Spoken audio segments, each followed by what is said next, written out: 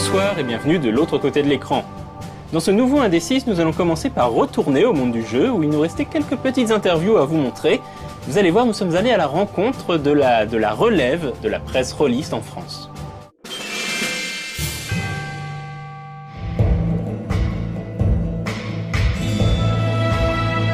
Donc, beaucoup de rôlistes se souviennent des magazines Casus Belli.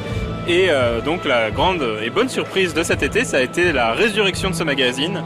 Donc là, on a un membre de l'équipe qui va pouvoir nous en parler un petit peu. Donc dans quelles circonstances ça s'est produit, cette résurrection de ce magazine mythique ? C'est un petit peu compliqué. Lorsque le magazine s'est arrêté en 2006, donc en novembre 2006, il y a quasiment 4 ans maintenant, avec Tristan, on s'est dit que ça pourrait être sympa de le reprendre. Et on a parlé pendant très très longtemps. On a tenté de monter le projet une première fois, ce n'était pas possible pour des raisons financières à l'époque. Et petit à petit, on a continué à monter le projet, on s'est acharné et l'an dernier en août, on s'est rendu compte que c'était possible. On espérait sortir beaucoup plus tôt, mais c'est finalement en août que nous avons pu paraître et on va tenter de tenir un rythme mensuel à partir de maintenant. Comment ont été les premiers retours des lecteurs du coup ?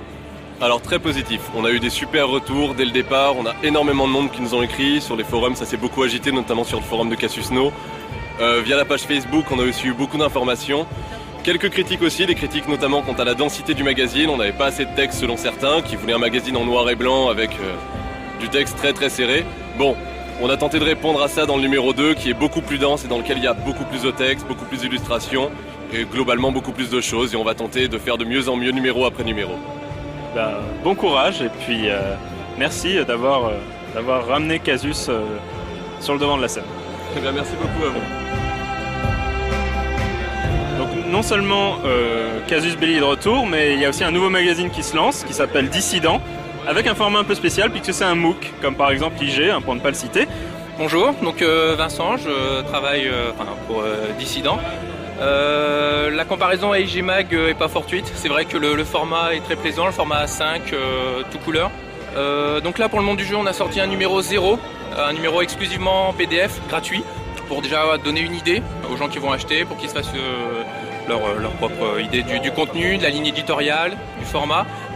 On a aussi travaillé le format A5 pour que ce soit lisible à l'écran, en PDF, puisque pour l'instant, le numéro 1 va sortir en PDF, payant, et on espère faire une impression, une version papier également.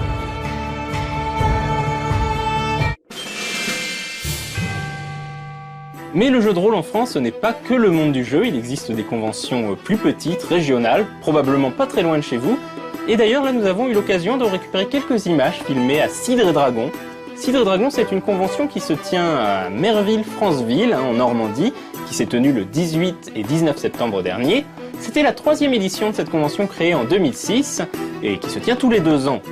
Alors cette année, il y a eu 40 000 visiteurs, soit 10 000 de plus que lors de la précédente édition. Cidre et Dragon, ce sont des animations de rue, un marché médiéval, des expositions, des conférences et bien sûr du jeu de rôle. Et même quelques invités, notamment Pen of Chaos, le créateur de Nullbug qui présentait sa dernière invention. La boîte à chiantos, alors voilà. C'est vrai que t'as jamais entendu parler du charisme en fait. Et les noobs. Et ce sont d'ailleurs les noobs qui nous ont ramené ces images, alors un grand merci à eux. Aujourd'hui, Indé6 vous a emmené du monde du jeu à Cidre et Dragon, mais le prochain numéro de Indé6 vous emmènera encore plus loin, vers des terres orientales gorgées de mystères. Et d'ici là, jouez bien.